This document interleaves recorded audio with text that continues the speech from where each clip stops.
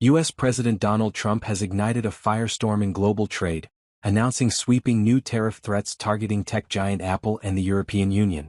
In a series of posts on his Truth Social platform this morning, May 23, 2025, Trump warned that Apple could face a 25% tariff on iPhones not manufactured in the United States and proposed a staggering 50% tariff on all EU goods starting June 1, 2025, unless they are produced domestically. These bold moves signal a dramatic escalation in Trump's America First trade agenda, sending shockwaves through financial markets and raising concerns about rising consumer prices and global economic stability. Trump's ire toward Apple stems from the company's increasing reliance on overseas manufacturing, particularly in India, as a strategy to diversify its supply chain away from China. I have long ago informed Tim Cook of Apple that I expect their iPhones that will be sold in the United States of America will be manufactured and built in the United States, not India or any place else, Trump wrote. If that is not the case, a tariff of at least 25% must be paid by Apple to the U.S. The threat follows a recent White House meeting between Trump and Apple CEO Tim Cook on Wednesday, where tensions over the company's manufacturing practices reportedly came to a head. Trump had previously expressed frustration with Cook during a trip to Qatar, signaling that this issue has been simmering for some time. The proposed 25% tariff on iPhones could have significant implications for Apple, which generated $201 billion, 52% of its 2024 revenue, from iPhone sales globally. Most iPhones are currently assembled in China and India, with Apple recently expanding production in India to mitigate risks from U.S.-China trade tensions. Analysts, however, warn that shifting iPhone production to the U.S. is no small feat. Wedbush analyst Dan Ives called the idea a fairy tale, estimating that relocating supply chains could take 5 to 10 years and cost upwards of $3,500 per device, potentially driving iPhone prices to unaffordable levels for many consumers. Apple stock took an immediate hit, dropping nearly 3% in morning trading, erasing tens of billions in market value.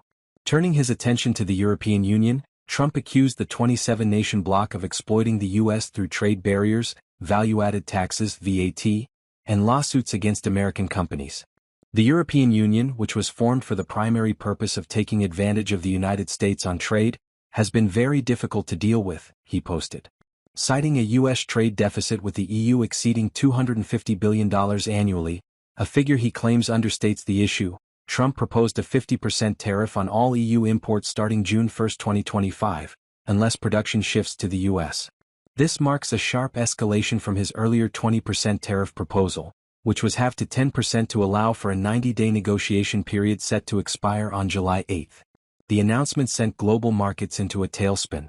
The S&P 500 and Nasdaq fell over 1%, while Europe's Stoxx 600 index dropped by a similar margin, with carmakers, banks and tech firms hit hardest. Germany's DAX slid 1.9%, and France's CAC 40 fell 2.4%. Treasury yields and oil prices also dipped as investors braced for the economic fallout of a renewed trade war. The timing of Trump's threats, just hours before a scheduled call between EU Trade Chief Maros Sefcovic and U.S. Trade Representative Jamieson Greer, caught European officials off guard, with one diplomat describing the move as unexpected. Trump's tariff threats are not entirely new. In April, he announced broad tariffs on nearly every country, only to pause them after markets plummeted and economists warned of recession risks. The current 10% baseline tariff on most imports, combined with a 25% tariff on steel, aluminum, and cars, already strains global trade. The proposed 50% EU tariff, significantly higher than the 30% recently negotiated with China, could disproportionately harm a key U.S. ally. Major EU exports to the U.S., including pharmaceuticals, precision equipment, automobiles, and beverages like wine and spirits, face steep price hikes, likely passing costs to American consumers. Industry leaders expressed alarm. Volvo Cars CEO Håkan Samuelsson warned that a 50% tariff would make it nearly impossible to import smaller models like the Belgium-made EX30 electric vehicle, with consumers bearing the brunt of higher costs.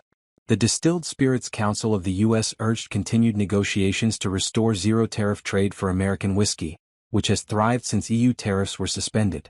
Distillers on both sides of the Atlantic want toasts, not tariffs, said CEO Chris Swanger.